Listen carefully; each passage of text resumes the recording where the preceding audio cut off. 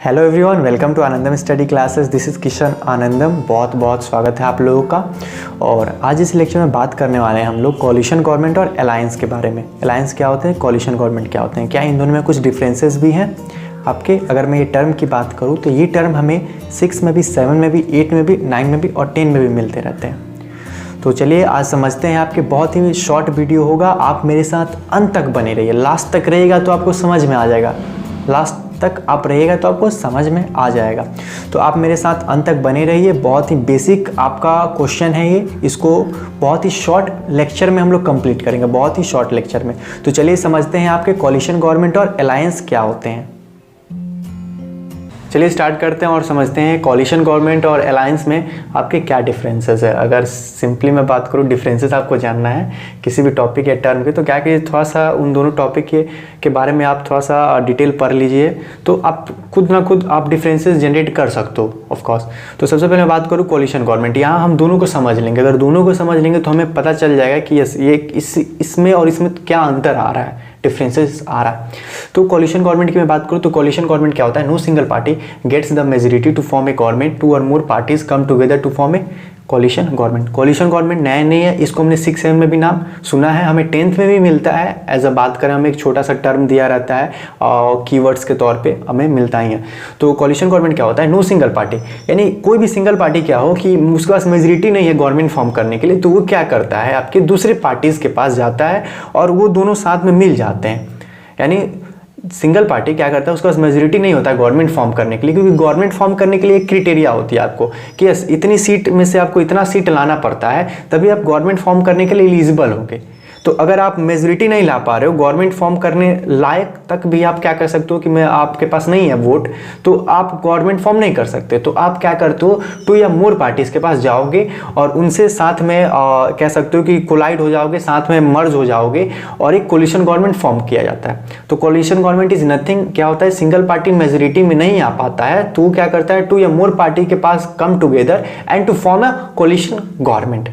Clear हुआ। Second is मैंने लिखा है पॉइंट क्या है, in India the first coalition government in the 6th general election in 1977 led by the Janata party.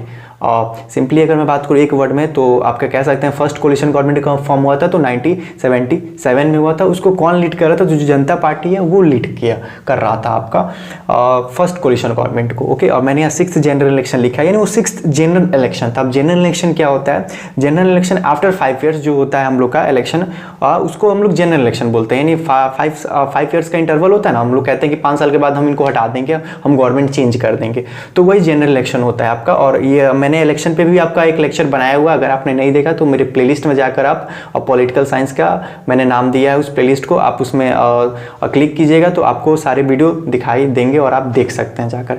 तो ये होता है कोलिशन गवर्नमेंट। अलायंस क्या होता है, अलायंस क्या होता है आपके, several parties in multi party system. Simply आप एक बात याद रखिएगा कि जो अलायंस होंगे वो कहाँ फॉर्म होंगे आपके, तो मल्टी पार्टी सिस्टम में फॉर्म होंगे। यानी वो कंट्री जहाँ पे मल्टी पार्टी सिस्टम आपके अलाउ है, चल रहा है, जहाँ बहुत सारे पार्टीज रन करते हैं, चलते हैं आपके, वहीं अलायंस फॉर्म होंगे।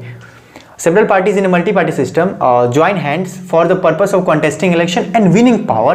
It is called alliance or a front. आप समझते हैं अलायंस क्या होता है। देखिए डिफरेंट पार्टीज क्या होते हैं, मल्टी पार्टी में तो आपके डिफरेंट पार्टीज होंगे ही, और वो क्या करते हैं, ज्वाइन हैंड्स कर लेते हैं, साथ में मिल जाते हैं और एक बड़ा अलायंस फॉर्म करते हैं। किस लिए, तो उन्हें इलेक्शन जीतना रहता है, उन्हें गवर्नमेंट में आना रहता है, इसलिए वो क्या है करते हैं, एक बड़ा अलायंस फॉर्म करते हैं आपके। अब बात आता है कि कोलिशन गवर्नमेंट से कैसे डिफरेंट है आपका अलायंस। देखिए कोलिशन गवर्नमेंट से क्या डिफरेंट है, हमने पढ़ा कि कोलिशन गवर्नमेंट के आफ्टर इलेक्शन अगर क्या होता है, इलेक्शन हो जाता है, उसका रिजल्ट आता है, पता चलता है कि आप हार गए हो, आपको सरकार नहीं बना पाओगे, दूसरे जो हैं अपोजिशन वो भी सरकार नहीं बना पा रहे, उनके पास भी फुल मेजोरिटी नहीं है, तो क्या करते हैं, जो अपोजिशन पार्टी भी होते हैं वो मिल जाते हैं साथ में और कोलिशन गवर्नमेंट बना देते हैं। बट अलायंस क्या होता है, अलायंस या तो पहले कर लिया जाता है, पहले एक बड़ा अलायंस फॉर्म कर दिया जाता है जिसमें बहुत सारे पार्टीज आते हैं, डिफरेंट पार्टीज आते हैं, एक पार्टीज नहीं। यहाँ क्या होगा कि 2 पार्टी आपके मिलोगे, 2 पार्टी, लेकिन यहाँ क्या होगा आपके, यहाँ भी 2 और मोर पार्टीज मिल सकते हैं, कोई दिक्कत नहीं है। लेकिन यहाँ होता है कि सेवरल पार्टीज, बहुत सारे पार्टीज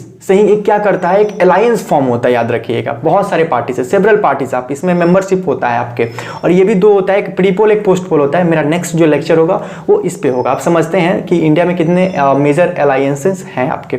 तो मैं बात करूँ 2004 में आपके, अकॉर्डिंग टू 2004 आपके 3 such major alliances in 2004 parliamentary election में। तो first one the democratic national democratic alliance है, second is the united progressive alliances, and last is a left front, एक लेफ्ट फ्रंट भी है। तो 3 आपके एनडीए, यूपीए और एक लेफ्ट फ्रंट आपके हैं। तो ये मेजर हैं आपके एक तरह से अलायंसेस।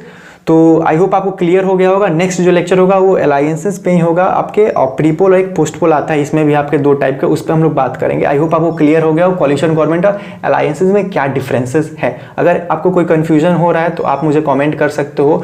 और थैंक यू फॉर वॉचिंग, आपने बहुत मुझे टाइम दिया सुनने के लिए, और जितना हो सके अपने दोस्तों को भी शेयर कर सकते हैं इसको, और जो आप चाहें तो मेरे चैनल को सब्सक्राइब भी कर सकते हैं। मिलते हैं आपको नेक्स्ट लेक्चर में।